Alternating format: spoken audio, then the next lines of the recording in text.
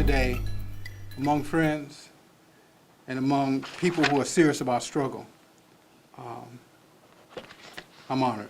And I bring you greetings from my family, my wife, Haki Madhubuti, Dr. Carol D. Lee, and from our children, and from the institutions that we built in Chicago, which is Third World Press, which will be 50 years old 2017. So we've got a big celebration on 2017, and our schools, we have 4 schools in Chicago, preschool, 2 K through 8s, one named after Betty Shabazz, the other named after Barbara Ann Sizemore. And then we have the DuSable Leadership Academy, which is a high school. Okay. And we were honored to have Beverly Lomax and Dr. Lomax to visit us a few years back. So I'm going to get right into this.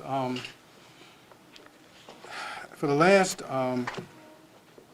month, I've been working on this book, which will be out in April.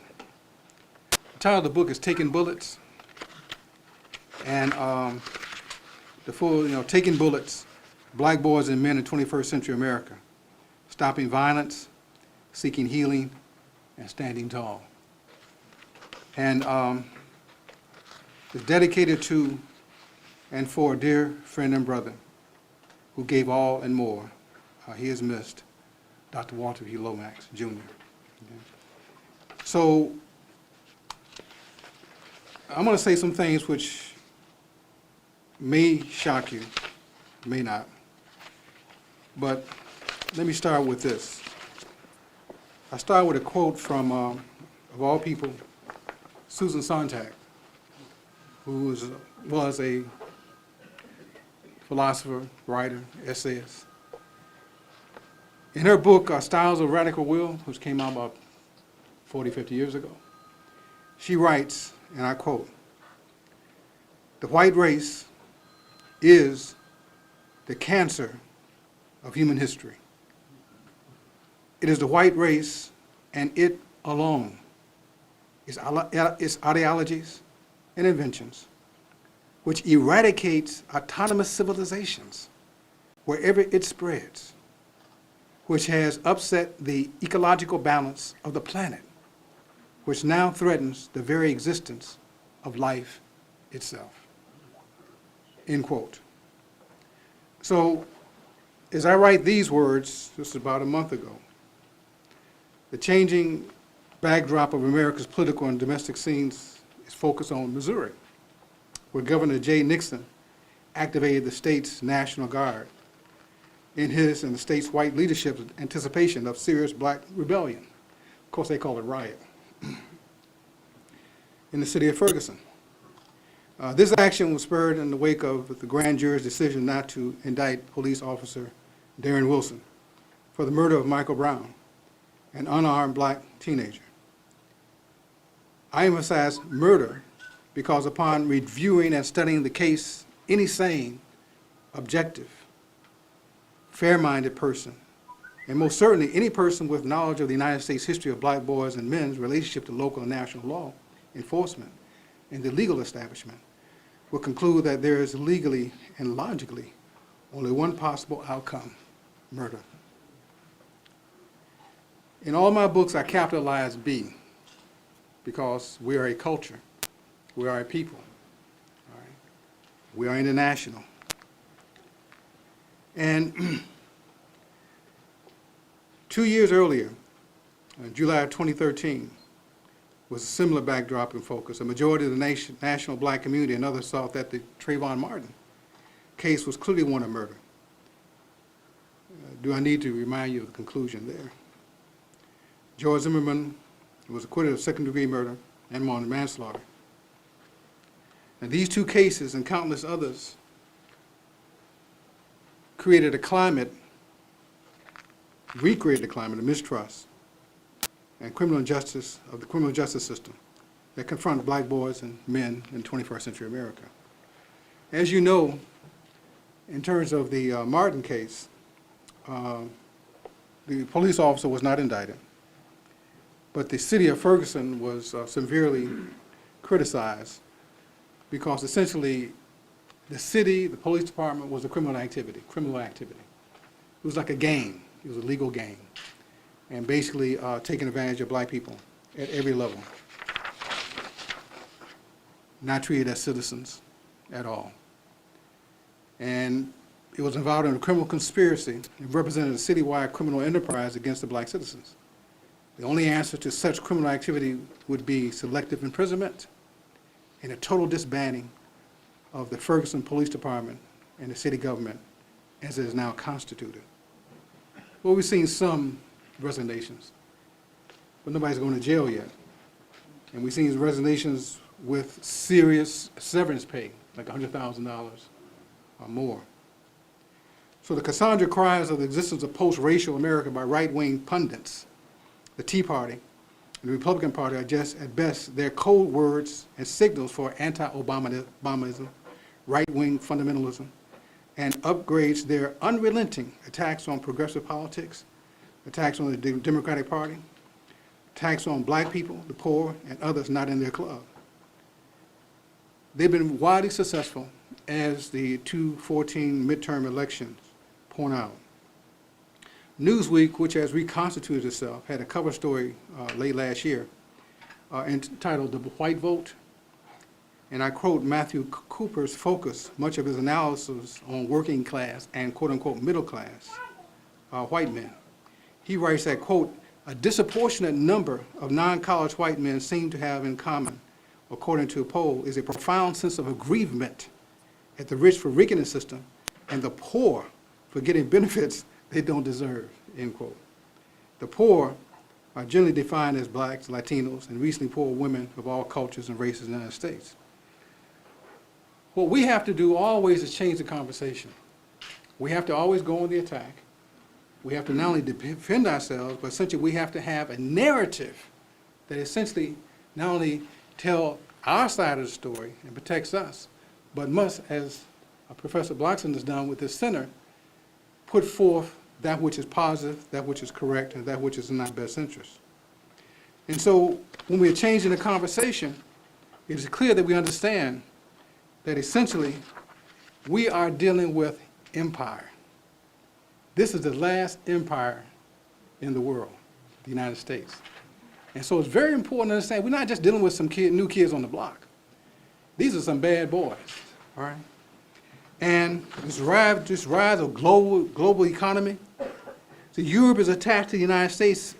It's a shared history, culture, values, economics, wars, and philosophy of white supremacy and white nationalism. What you have to understand is that anytime you see West used, you're talking about white. Anytime something the West is going here, the West is in the, you're talking about white people, all right? And so with these shared values, so we must therefore understand and acknowledge that race in the United States is not the exception of its culture. It drives the culture.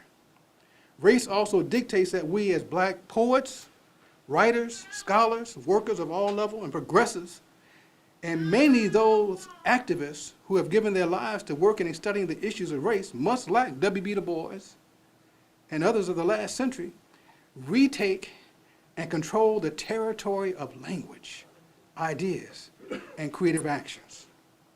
Race in the United States drives the culture in all the areas of human activity: family, religion, education, economics, politics, media, law, sports, entertainment, health, and of course, the military.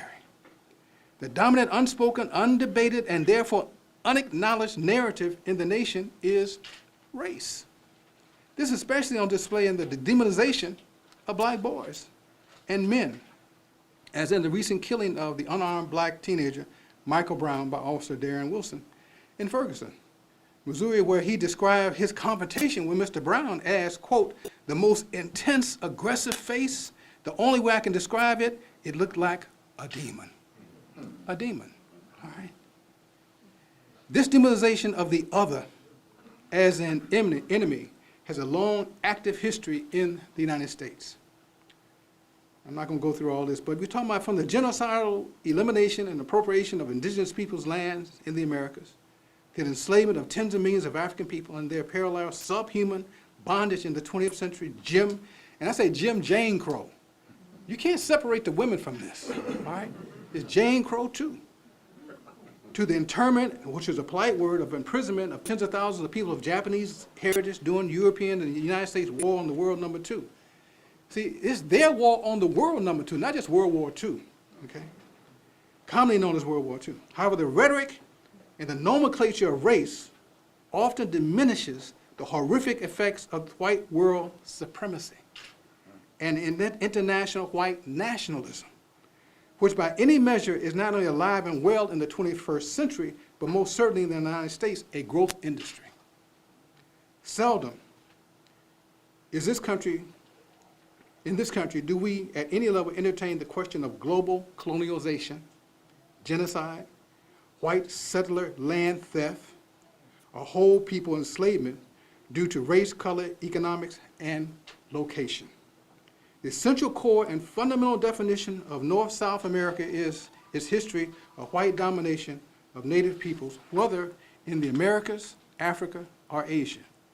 We cannot understand or seriously approach with any ounce of truth in terms of the United States history without serious confrontation with how the nation was founded, formed, maintained, developed, grew, and prospered in a systematic conquering, colonization, and elimination and enslavement of native peoples.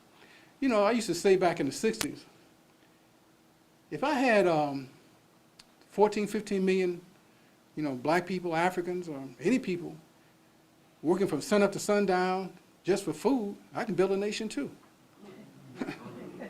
It's no, so the seizing of American land is not only it's not a pretty story, and its development is less appealing to young minds committed to the quote-unquote land of the free and home of the brave, end quote, narrative. And so I must state a few bold truths, because we're living under this state terrorism. It lives with us today, and it's unfiltered in terms of its demonization, economic control, enslaved education, mass incarceration of black and brown men, paralyzing and failing politics bordering on outright fascism, anti-intellectualism masquerading as knowledge, and liberating values that overpowers, directs, and determines the daily existence of black people, poor people, and others in the United States. So I'm going to list some bold statements, but true. 1, most black boys and men know more about football and basketball than their own history, culture, and defining ideas and values. Correct me if I'm wrong. Next, in hard numbers, there are more poor white people in the United States than black people. And white nationalist ideology that promotes white skin privilege gives white people opportunities that most black people do not and will not have. If the white rich and wealthy really cared about their own youth, why is there $1.2 trillion and growing student debt? Prior to Reagan, state schools pretty much were free. You paid tuition, you paid books and fees. All right. These state schools are almost as much as Temple. All right. Next, black people and Latinos, Hispanics are not in a mass number leaving the United States. We're not going anywhere. White people need to seriously adjust their attitudes, actions, lifestyles, and begin to re-educate, and that leans them toward a realistic understanding of people outside their white world. We're not going anywhere. Next, as long as Barack Obama is president, great many whites, low information, and highly educated voters will vote against their own interests. Next, whenever a black boy or man commits a crime that receives national attention, it is generally, fair or not, attached to all black people. And before we know the race of the offender, most blacks are saying under their breath, "Oh, we're not black." Next, black boys and men, unlike some other ethnic groups, do not have an effective lobbying firm or organization working on their behalf 24/7. Who lobbies for us? Not AIPAC. Next, drugs are not grown, created, conceived, developed, manufactured, produced, or delivered to the nationwide black community by black people. As an oppressed, dependent, occupied, depressed, vilified, and isolated community, too many young black men and some women see the local selling of drugs as an economic support and for a few, a way out. Next, businesses in the black community do not represent or are not owned by black people. Black people spend over 90% of their money with white people and spend over 90% of their time criticizing the same people they give their money to. And I always say we only do what we've been taught to do. You know, we're the only people who still send our children to the end of we be taught every day. And we think they're going to come back sane. The majority of black people live in fresh food deserts. It is common knowledge that black communities are surrounded and saturated with fast food establishments which base their profit on the sale of quickly fried meats, fish, chicken, and other quote-unquote foods. Combine this with black people's overconsumption of salt, sugar, and fats, and we have a recipe for health crisis such as obesity, high blood pressure, and the other quote-unquote food-related illnesses. This is very serious in the black community.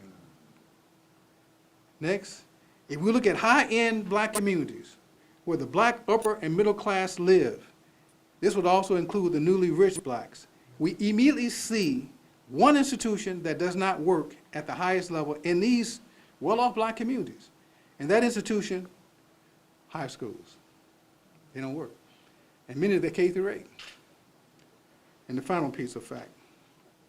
The fact is that President Barack Obama is the most hated, vilified, insulted, lied on, condemned, crash-dated, cartooned, derided, disliked, loathed, not cared for, maligned, disapproved of chief executive in the history of the United States. The only U.S. president that comes similarly close is Abraham Lincoln, and he was in the middle of a war, civil war. The primary reason for this state of white hatred of President Obama is because he is black, his family is black, and they live in the nation's White House. And white people do not want to have a black man to head this empire. And a perfect example, most certainly in terms of Republicans, last week or 2 weeks ago, a week and a half ago, Prime Minister Netanyahu, the head of state of Israel, was invited by John Boehner and the Republican leadership to address a joint session of Congress. That should never have been done. The foreign policy comes out of the executive, okay? So all they want to do is diminish the status of the president and embarrass him on the international stage. And so also you saw, this week, the Republicans sent a direct letter to Iran. 47 signed on. And interesting enough, your favorite Senator McCain has come out and basically almost apologized for sending the letter because he knew it was wrong and incorrect. This was in it's in the New York Times. In the book, in this new book, I have a long list of publications you should be reading. And primarily for information that will allow us to, here it is right here. This was in yesterday's New York Times, a day before yesterday. So, is it Republicans' idiocy on Iran? And basically, I'm not going to read this whole thing, but McCain came out and said, I think we made a mistake. Yeah.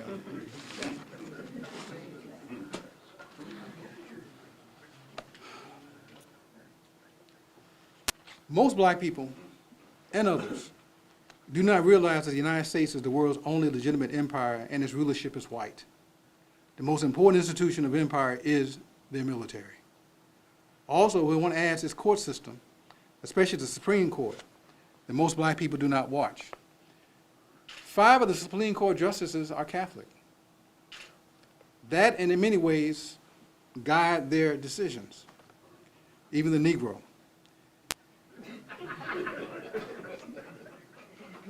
It is not surprising that 1.5 million black and brown boys and men are contained and locked down in the nation's criminal justice system. Most of these boys and men are poor, and have not had adequate legal representation. In fact, most of their sentencing have been plea bargained, and they are now are felons. And essentially, if they come out, they lose all their civil rights, voting, most employment opportunities, government-funded housing, education, quality education opportunities, and much more. Empire does not work for all of its citizens. So a very serious and renewed dilemma crippling the national black community in the United States is that the great majority of black people are not exposed to or informed by life-giving, life-affirming, and life-saving information and knowledge. Not only are we not aware of our constitutional rights that are quote-unquote guaranteed to us as citizens of the nation, we're constantly surrounded by the unhealthy excesses of empire. What?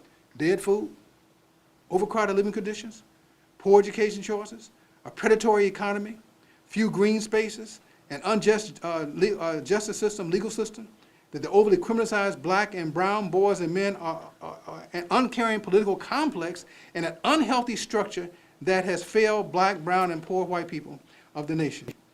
We now live in America where its most cherished democratic values have been compromised by for sale politicians who are beholden to the 0.05% of the nation's criminally but legally rich and wealthy. They're the movers, shakers, and warmongers of empire, whether it's in Iraq or Afghanistan.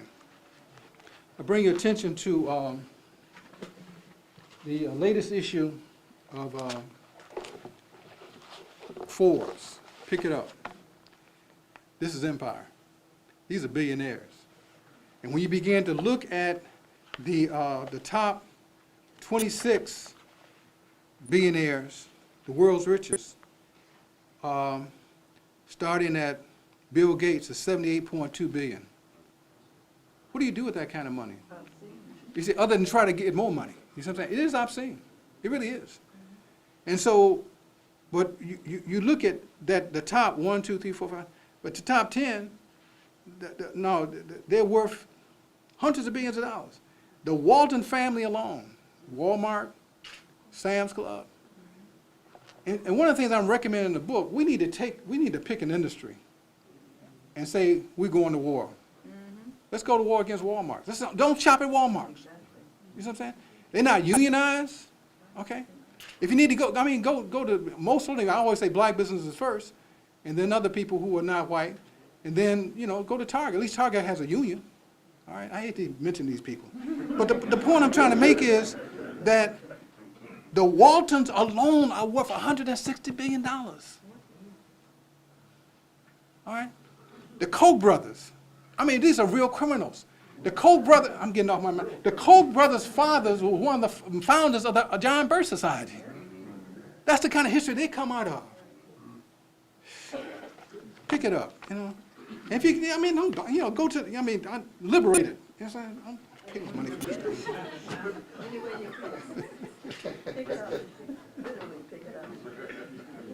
So the key point that I'm trying to make is that our people are not exposed. We just don't know.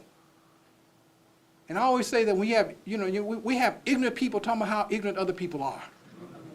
Black people talking at the top of their head. Well, I know this. I'm black because I've been black all my life. Not understanding that black is not just a color. You're talking about a culture. You're talking about much more than, a consciousness. Right? So the major deed that necessitates empire is a continued supply of resources, natural resources. And of course, one of the major resources is oil. And of course, this is not new or revelatory information to you. So if one reads and studies the nation's most progressive newspapers, magazines, newsletters, and websites, and act proactively on the many suggestions come out of their pages, I think we've been in much better shape. Now, what I try to do in the book, I list about 50 publications you should be aware of. Newsletters, blogs, and all this stuff that you need to be reading. Since Sonia and I are retired now, I have more time, to really get into this at another level. But modern empire commands whole-scale ignorance from its population, especially the youth. Those who will have to fight its illegal and unjust wars. White on black crime is a national and state secret. If one studies empire, it is clear that in order for the state to be successful, it must keep its minority, quote unquote, minority populations in order. Better yet, check as in checkmate. The two methods of accomplishing this task are: one, subtle and not so subtle force, that is, local, state, and national police force. Two, determined acculturation, that is, create an educational system which functions unbeknownst to those it impacts as a first-line recruiter for empire wars. When I was 18, I was poor, no family. I ended up in the military. I ended up in the Army. I joined the Army because it was the poor boys' answer to unemployment. And I knew that I could get GI Bill of Rights to go to university, to go to school. So we have some understanding now. The poor people in this country, black, Latino, white, they fight the wars, go on 2 or 3 tours and wonder why they come back with post-traumatic stress syndrome. 2 and 3 tours. The best way to stop the wars, reinstitute the draft. You start drafting this middle class, upper middle class, it won't be any wars. I'm skipping a whole lot, okay? Especially in terms of criminality of the Bush administration. All right. In fact, there's a book, attorney and author Vincent Boligosi, in his 2008 book, The Prosecution of George W. Bush for Murder, was written, researched, and published after the Iraq War had brought death to close to 4,000 American military personnel, all poor for the most part, over 100,000 innocent Iraqi men, women, and children, and the elderly, and close to 2 to 3 million displaced Iraqis out of Iraq. They displaced them. I mean, so they destroyed the country, okay? And so, and Bush and his team are war criminals and acted in a way which is an embarrassment to the country. For those who are thinking, Joseph E. Stalin and Linda J. Blimes came in their book, The $3 Trillion War, The True Cost of Iraq Conflict. That's $3 trillion. But since then, it's another trillion. So you're talking about $4 trillion. Just think what we could do with $4 trillion if it came any place close to the black community at all. Okay. So the cost of the war continues to escalate due to the commitment of the United States now to Iraq and to, okay. I'm gonna move on. So I'm saying we are totally unaware of the true cost of our foreign engagement and the wars against other nations, for whatever the reasons. That's empire, okay? I believe that if the citizens knew, there would be a loud outcry for the return of the draft, rather than undemocratically sending and redeploying poor white, black, and brown men to tour of duty. And now it's women too. So I'm no stranger to these realities.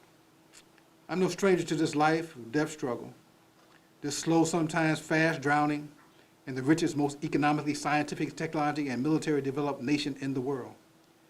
I'm no stranger to the love-hate relationship that most black people have with America. The majority of white population and their politics, economics, education, and overall culture have relegated the great majority of black people to the back avenues of slow drive without cars. In the 1990s, I completed and published one of the first books to honestly assess in detail the condition of black men, and by extension, the black family in the United States, which was titled Black Men, Obviously Single Dangerous, the African American Family in Transition. Sold over 1 million copies.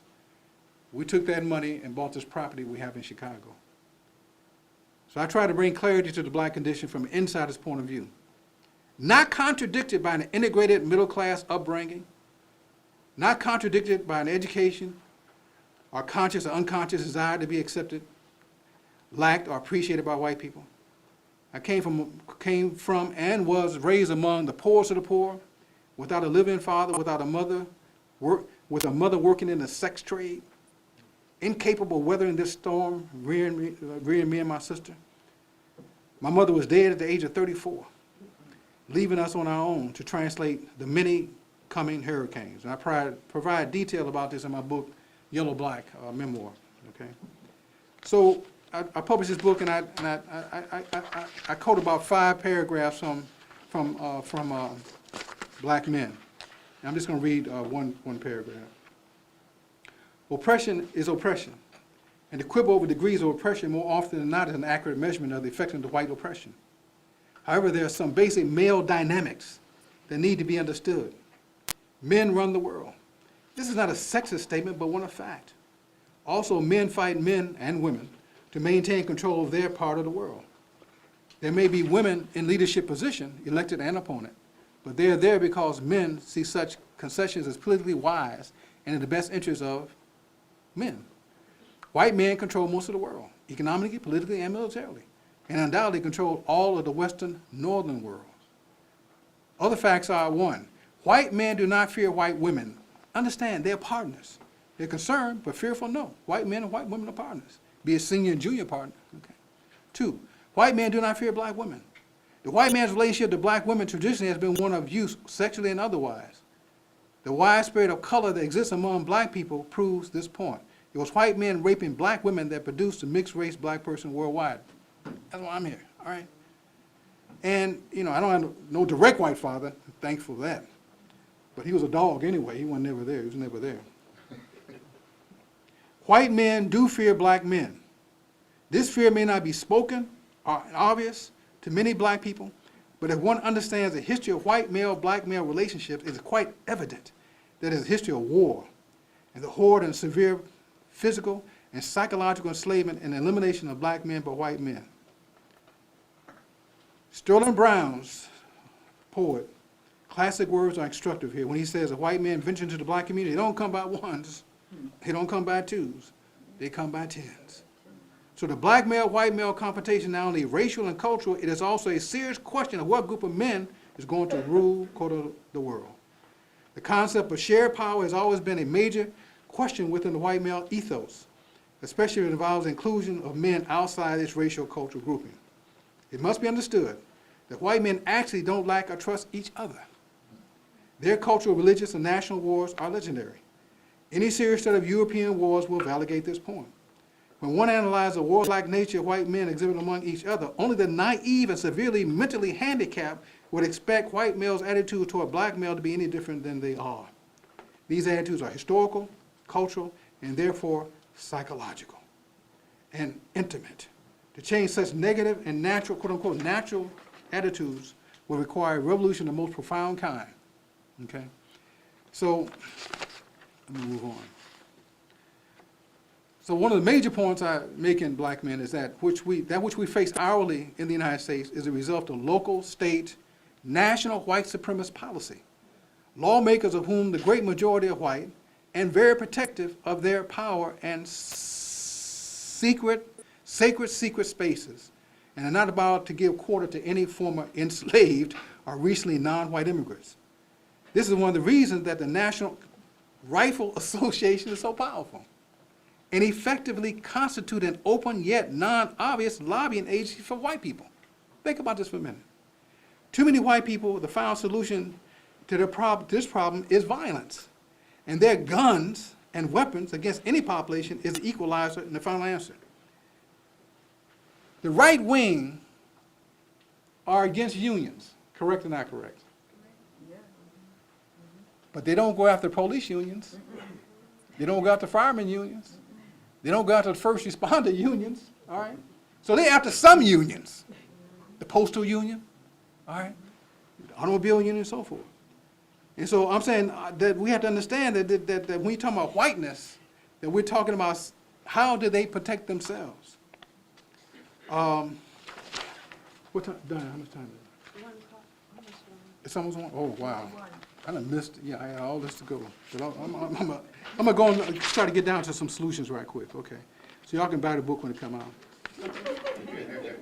Because I deal with violence, poverty, white supremacy, and health. I'm strongly, when I was talking about white supremacy and white nationalism, the philosophy of white supremacy, in terms of fairness, we must always make critical and studied distinctions between individual whites and the larger national white groupings, okay? There are good white people in the world, no doubt about that. The major problem is that there are not enough of them. And those who exist generally do not make public policy. They don't command armies, control vital institutions, or manage enormous amounts of wealth. Okay? So you just can't say, you know, I'm saying you make these distinctions. And so, but we live in this culture of poverty, black people, which too often breeds a culture of low expectations. Translate to black youth who are often victims of a mindset that puts too low value on the acquisition of knowledge. This is critical. The acquisition of knowledge, learning, high reading and writing skills. The average brother locked down in these prisons can't read at the 5th grade level. If you can't read at the 5th grade level, you can't write at the 4th grade level. If you can't read at the 5th grade level, write at the 4th grade level, what kind of work can you do out here? That's why the underground at one level exists within the context of the black community. That's all these brothers can do. You know, sell illicit drugs and whatever else they can get, liberate, all right? So if you can't read, think, compute, do math above high school level, it is just about impossible to advance or make a livable wage in any highly advanced, knowledge-based, and technological society. That is, like it or not, the status of the majority of black people in America. Most black folks have to work 2, 3 jobs, low-paying jobs, just to make ends meet. And finally, within this, no less important, and this is critical, is one's psychological health. Over the last 35, 40 years, a kind of learned helplessness or learned dependency has slowly evaded a large portion of the black community. That is a feeling we can't do what other people do, or to bring about real, lasting, life-giving, and life-sustaining change in our communities. And so I'm saying that we have got to deal with that problem. And so too little is given to black overall wellness. Black people are surrounded by anti-wellness in the form of fast food, inadequate health care, poor and failing schools, and a hyper-commercial culture are trying to keep up with the materially, intellectually, and morally bankrupt backwardness of the ruling and entertainment class. We watch more television than anybody, all right? And this has partially crippled us because the kind of information that we allow in our home does not develop us. You walk into the Blockson Center, immediately, not an afterthought, you know it's black. You know it's African American. You know it's African. That's what we need to have when we walk into your homes. So when I walk into your home, immediately what I'm going to see, first thing is it clean? All right? What's on the walls? What images do you have? Are the images reflecting the best of your culture, your people? Then go to your bookshelf, if you got a bookshelf. What are you reading? Because what you read defines you. And then you go to your CD collection. What kind of music are you listening to? Great black music or booty call music? What are you listening to? Then you go to the DVD collection. What are you listening? You know, what are you looking at night? Now, I'm talking about the DVDs that are wrapped up in the brown paper bags. What are you looking at night? Okay. But to really tell what our family is, go into the children's room. What's on their walls? Darth Vader, Mickey Mouse, and Donald Duck, and you wonder why we are confused. Right? Our children. Well, we have to understand that nothing is more important than our children. You see. So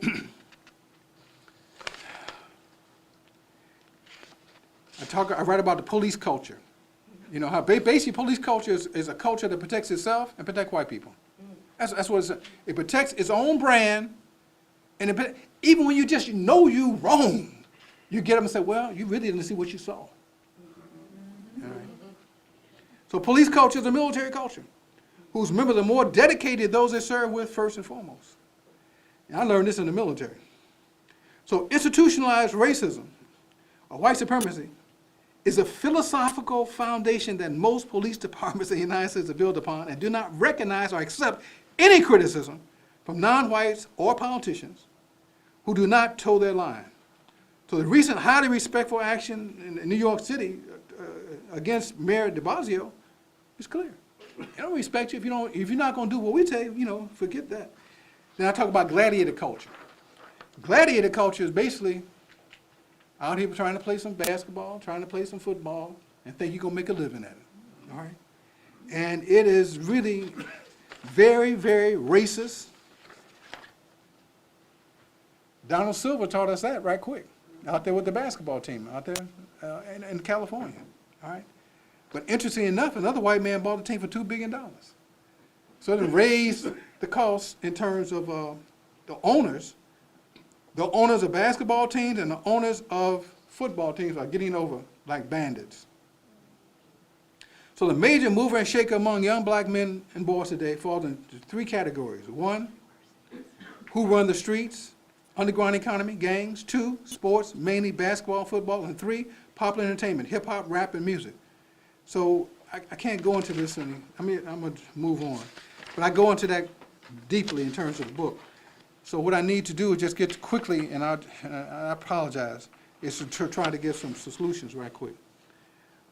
Here are a few examples of meaningful change that work. 1, the acquisition of life-giving, life-sustaining knowledge and skills should be a priority in this country.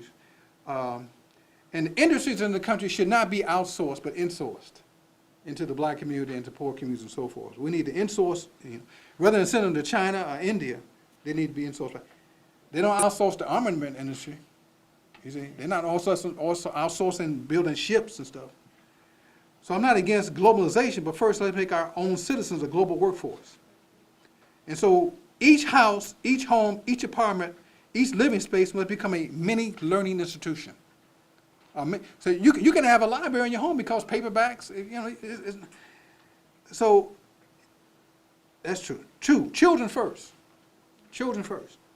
Birth, from birth, our children must be viewed as potential geniuses. We must accept the fact of their young brilliance and be prepared to nurture them by providing cultural, spiritual, education, political, healthcare, and financial structures that will help in running their and nurturing their young natural gifts. Children must be loved and nurtured, I go deeply into that. 3, know more about your own culture than other people. Black culture knowledge and critical thinking about oneself, people, and the world is vital. A university education or advanced technological knowledge is imperative in today's political economic climate. However, seldom will African American students receive an enlightened black education at most European American institutions of higher education, and sad to say, very few black colleges and universities too. And then within the context of that, I list 150 writers, poets, historians, serious thinkers that you should be reading. So I give you 150 people. You need to have these people in your library, all right? If I'll find a good library, just read. You need to read these books. See, the problem is once you gain this knowledge, you're going to get angry. And I know I'm talking to like the choir here, you know what I'm saying? But the point is, number 4, black women. Black women have become the backbone of the black community. In a world ruled by men, we're losing black boys and men like poor people's dollars in a state lottery. So we must always be in the forefront of demanding and protecting the equality of women and men. However, not enough responsible black men exist. It's a real problem. We got too many young black women coming out of these high schools, going to these colleges and universities. They can't find husbands. It's a serious problem. It was a serious problem when I broke black men. It is a serious problem today. My wife and I were talking about it the other night. In terms of a lot of the young sisters who have graduated from these major research-one universities and Ivy League, who are doctors, who are lawyers, and they by themselves. Okay. And I go deeply into that. Then number 5, the black rich and wealthy. Let me just say this for a minute. The black rich and wealthy must step up to change, play quick. I'm sick of hearing about Shaq's cars. You know what I'm saying? And of course, what's the basketball player from Chicago? What's his name? Jordan. Michael Jordan. Now, of course, he's a billionaire. So what? That, he leaves his black wife, marries this alien, all right? And of course, they got a child now. I don't know, you know what I'm saying? Now he's a billionaire. And what I'm saying essentially is the black rich among us must understand we are living in a critical times, and our young people. See, first you take care of your biological family, then your extended family. Then you talk about the national family. I'm not even talking about adults. I'm talking about children. And what I'm saying to these clowns, you need to adopt a school. Adopt a black school. You see? And mainly high school. But not just adopt it in terms of your monies and funds. You got to be there. Even if you just went once a month. All right? But with the kind of money these guys are making, that you can bring somebody whom you trust. See, the problem with this, well, they're going to misuse, they're going to be corrupt and so forth. Well, hire somebody to watch the money. But adopt a school. I got other stuff in. But I'm saying institutions are critical. And I use examples of Chicago in terms of the Polish, in terms of the Irish. The Irish run the whole state of Chicago, of Illinois. And it's $100 billion in debt. $100 billion in debt. Nobody in jail. So I'm saying at every level of human involvement, brothers and sisters, we need independent black institutions. That's why the radio station is so critical. At every level, any people who are in control of their own cultural imperatives about the healthy replication of themselves, first and foremost. And so therefore these institutional structures are critical and very important. You know, the Jewish people in America and the world, most certainly after the Holocaust, have been very effective in their development of Jewish institutions. They not only work for them, but also work for others also. You know, when Jews couldn't go to a hospital, they built a hospital. When they couldn't go to a country club, they built a country club. Okay? However, when a people, Jews, have close to 100% voting record in Congress for most of it, all of its concerns, I will state rather emphatically that they, as a people, are functioning in their best interest.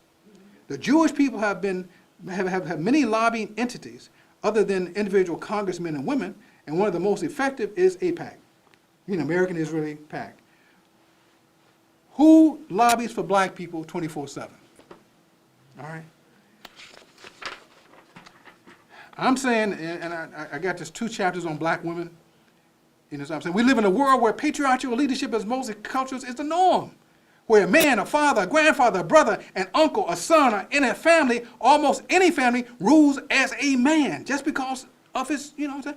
So if you truly love women, folk of your family, you must ask yourself several critical questions. Do I love, care for, and respect the females of my family the same deep level that I love, care for, and respect the males of the family? If the answer is yes, then the next question is, am I willing to make the same and often greater commitment to the females of my family that I made to the males? Am I willing to encourage them to reach for their dreams and to assist them in the best of my ability in developing their minds, their bodies, their spirits, to assist them in nurturing their natural talents and support a family environment that is free, open, and encouraging? Am I willing to be a vocal advocate of women's equality and liberation inside the family, in public when I'm a man with other men and boys on the job, the basketball court, football field, and so forth? So the point is that, again, ignorance is contagious and breeds like overfed roaches in most rich, middle class, and impoverished communities. Outdated and non-functioning customs and traditions exist in most, if not all, cultures dominated by men. In far too many cultures, women and children are still viewed as property to be put on the table of deals that guaranteed most of them a life of suffering, pain, unhappiness, and servitude. The same must be said for the male-dominated hip-hop culture. These cultures must be questioned and, if necessary, confronted wherever they exist. I mean, I got more of this, okay? But I got a whole book list for just reading about women, you know? And then I got 100 and more reasons to believe in women liberation. I got about 150 names here, including Sonia, including Beverly Lomax and others, that you need to know about the work these people are doing, okay? Then I got a section on art. You know, art is critical. If you have art in your home, if you have artists in your family, what artists do? We think outside the box. We think tangential to the circle. We question everything, all right? And artists are that which has the power to save lives, to change lives, to give birth to imagination that can power questions from unknown spaces of one's expanded brain when unlocking the mystery of misunderstood relationships and loves, all while celebrating the high and lows of one's undisciplined, careless, clueless, narrowly focused vision until it truly becomes a vision, thereby humanizing all future growth of a person's production is art. I got more, but I'm just, you know. So the white dark secret. See, look, I know what people say about me. You just, look at his color. He's too black. He's too black. You know, look at his color. He's still too black. No problem. But don't ever accuse me of being too white. That's the difference. Is that we have to understand that we essentially, that dark secret, the white dark secret in America, black, this is it, and I'll end with this. In America, black people are no longer needed as a critical labor force. Over 40 million plus population is not significant to the continued development of the United States, with minor exceptions of fighting in foreign and domestic wars. Yes, we will kill our own people. We are not needed to pick cotton, vegetables or fruit. Latinos, Hispanics are doing that. Skilled labor, Eastern Europeans. To rebuild the nation's infrastructure, the trade unions are still highly tribal and racist to the bone. The current population of the United States, as of 2014, is about 310.1 million, making it the third largest population in the world behind China and India. The white poor in the United States is about 10% of the population, which makes its real numbers about 31 million. The black poor is approximately 10.9 million, poor. Population about 40 million. About 28% of the population is poor. The Hispanic percentage of poor people, 25%, which is roughly around 10 million. So the point I'm trying to make is that the white still vote against his own best interests. Many Hispanics and Latinos in many cases still have language problems. And black people, we work in 8 jobs trying to make ends meet. So don't be too hard on our people. And these young boys out here, and the young women, young girls, they only do what they've been taught to do. So we got to be beginning to develop structures that will bring these young people in, love them, give them hope, and tell them how beautiful they are. If you go up every day, tell somebody, how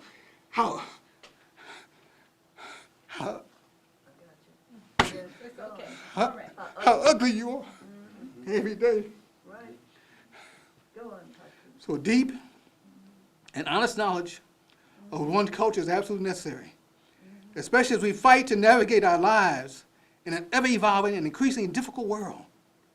Again, so any people who are anchored in their own cultural imperatives, visual art, literature, history, science, music, religion, politics, economics, surely will walk more confidently than the people with little or negative knowledge about themselves. The harm and the damage that the state does to its own people, what these white people do to white people, means that it's capable of doing greater harm to others, non-whites. So the collective intelligence and cultural memory of our best minds have got to be passed on to our people. And so critical knowledge is absolutely necessary. Okay, I know I need to stop here. It's much more. Oh, what I do have in the book, I have the copy of the Bill of Rights, a copy of the Constitution, and a copy of the United Nations statement on human rights. Because I talk about Malcolm and human rights in the book and so forth. Sonia, I know I'm gonna lose my poet's license. I didn't read no poems and nothing like that. You don't have to. That was a long time. Right. Okay. So let me just take a few questions and then try to. Let me just say that finally. I say this. 71% of black children in America are born to unwed mothers. We gotta get back to family. You gotta have family. 53% of Hispanic children, 36% of white children. Okay. And I end with 2 poems by Jahari Amini. Jahari Amini said, brothers, brothers everywhere, and not a one for sale. And then she ended up, she's saying, I'd give the brother anything he wanted if he wanted something. Thank you very much.